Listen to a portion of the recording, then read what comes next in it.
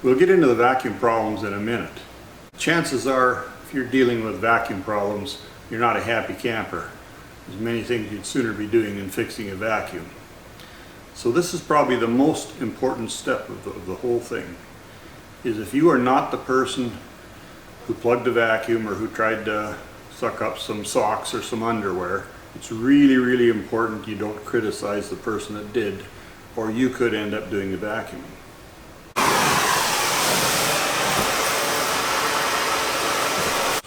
First, try the power. Have you got power?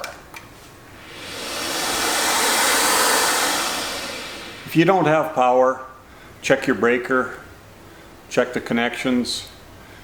If that doesn't help, you may have to take it back to your supplier. Next thing is, if you have more than one outlet, check them to make sure that they're all closed. Maybe you've got two of these and someone left it open. Or kids tend to play with toys. Maybe a kid has left a toy in and it's partially open or something like that. Next, check the first part of the vacuum. I like to use an electrician's wire finder. It's easy to stretch the wire out. Put a little tape on here so you don't damage anything. Works good. Once you find that that's clear, next thing might be to check the hose. And just do it gently so you don't poke a hole in your hose. It's usually easiest to start at the head. Then it doesn't have to go through that curve coming out. So we run the tape through and no blockage here.